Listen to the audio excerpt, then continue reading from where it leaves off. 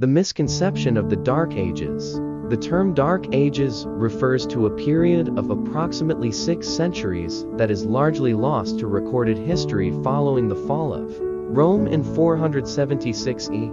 The entire dynamic of Europe underwent a complete shift in power structure and culture. There is much dissension in terms of the window of time in which this period may have actually occurred for this presentation.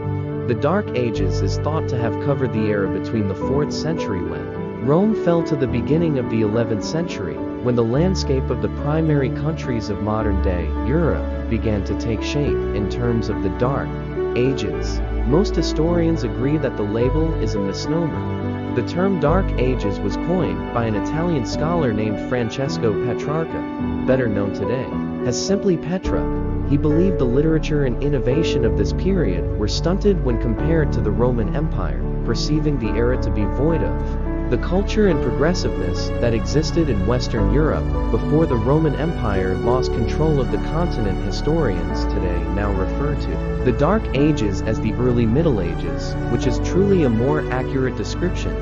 The fall of Rome. The fall of Rome. World after, for about 100 years before the fall of Rome, the city was in steep decline. Infighting, petty ambitions, and greed were commonplace within its leadership. This poor leadership and inefficient governing would lead to the inevitable loss of control of the conquered territories within the empire. Rome's inability to provide for the people on the outskirts of their borders would serve as the impetus for the attacks, signaling the beginning of the end of ancient Rome. Skirmishes like the Battle of Hadrianovilis in 378 C2 and the invasion of the Visigoths in 410 Z indicated Rome's loosening grip of power and triggered other Germanic tribes to challenge Rome for their own previously conquered territories. In 476 C2, a weakened Rome fell to the Germanic warlord Odoacer. Odoacer killed the father of the child emperor Romulus. Augustus took control of the rest of his military and offered the young emperor the option of retirement. The emperor wisely accepted and fled into exile for the rest of his life. The series of events was the end of the Western Roman Empire, the fall of Rome. Since shockwaves across the continent, Western Europe splintered, and regions that had considered themselves under Roman rule began taking control of their own much smaller domains. The ensuing reconfiguration of the fallen empire naturally triggered many wars as different tribes began to reclaim lost ancestral territories. Strong men from all corners attempted to take advantage of the power vacuum the defeat of Rome had created. The rise of the Christian. The rise of Christianity. Church. The Roman Empire practiced its own religious belief system, which we observe as Roman mythology. Still, the empire would typically allow conquered regions to continue with their own beliefs. The exception was when something or someone directly challenged Roman authority. This more laissez-faire approach to managing their conquered territories created an ideal climate for the rise of Christianity as a religion. As Christianity grew across the regions, more and more of the Germanic tribes began to follow the teachings of Christ.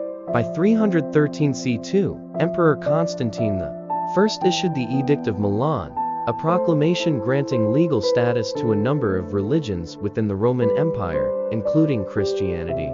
In 325 C2, the emperor introduced the Council of Nicaea, whose core purpose was to establish the primary beliefs of Christianity.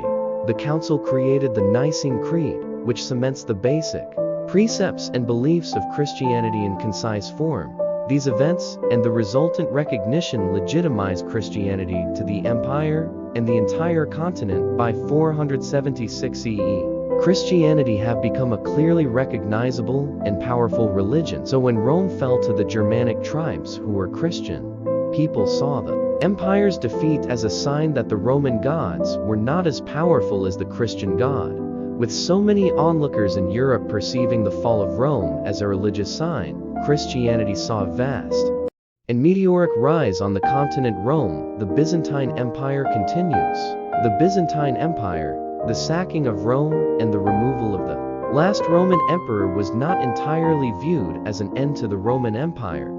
There were two major cities that ruled the Roman Empire, each of which had its own ruler. Rome was certainly where the empire started, but it became so large at its peak that required a second city and second ruler to manage the far eastern side of the empire, Constantinople.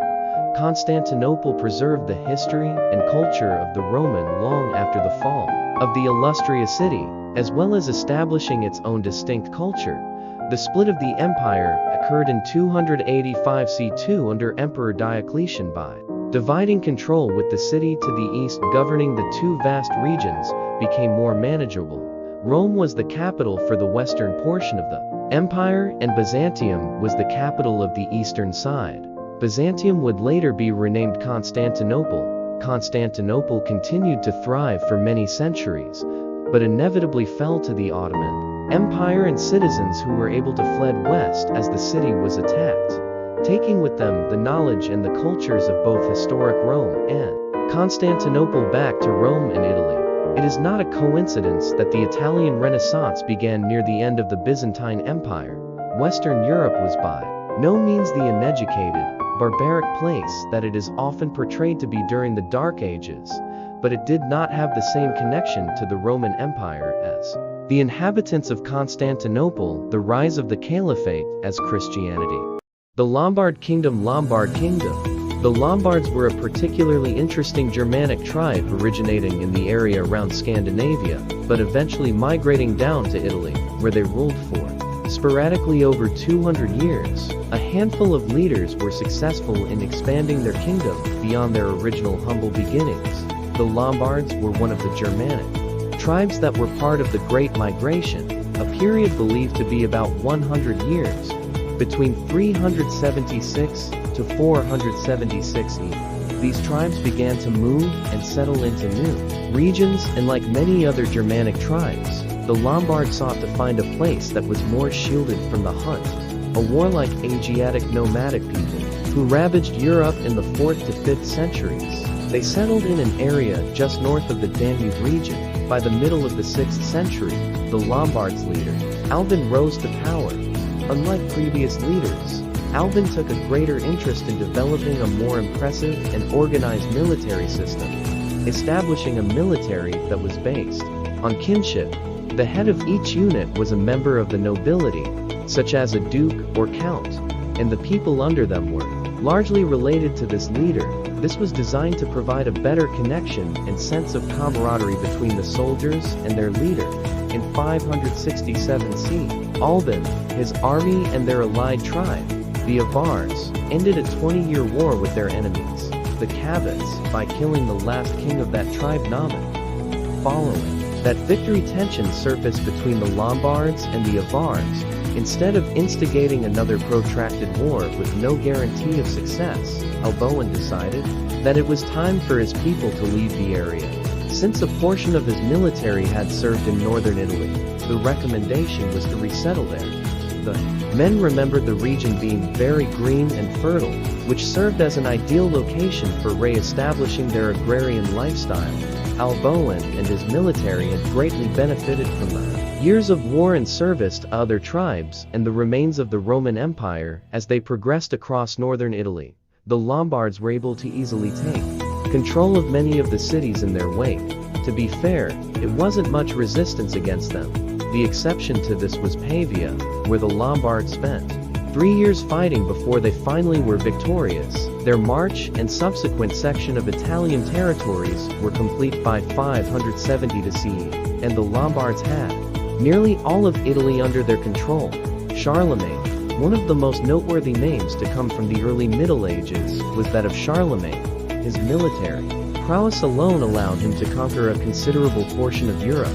Despite how impossible a task it seemed, Charlemagne was able to not only take control of the region of his people, but to conquer the surrounding regions that have become territories of other Germanic tribes. His ability to attract followers and lead his people to victory became legendary, and for a brief period in history, it seemed he might even be able to accomplish what no one thought would ever be possible again: build an empire. Charlemagne that would rival that of Rome. Charlemagne was born in 740 C2 as the scion of the small kingdom of the Franks. who lived in what is now Belgium and became king in 771 C2, when his brother and co-heir to the throne suddenly died. Charlemagne had taken an interest in the military at an early age and proven himself an expert tactician and leader, and it did not take him long to apply his knowledge to expanding Frankish control. A year after the death of his brother, Charlemagne led a campaign into non-Christian enemy Saxon territories and attained complete control of the former Saxon territories, and in the process forced the Saxons to conversion to Christianity. Charlemagne appeared destined to push his control into other regions. Turning south, he took control of Italy, and in 778 CE, he led an army into Spain and began to drive the Muslims out of Europe. Within 12 years he was able to unite a large swath of Europe under Frankish control.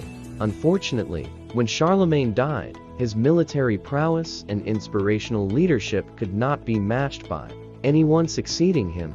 The empire that he had begun to construct quickly fell apart without him. If you want to discover more about the Dark Ages, check out our book, Dark Ages, a captivating guide to the period between the fall of the Roman Empire and the Renaissance. It's available as an ebook, paperback, and audiobook. Also, make sure to grab your free Mythology Bundle ebook for free while it's still available. All links are in the description. If you enjoyed the video, please hit the like button and subscribe for more videos like this.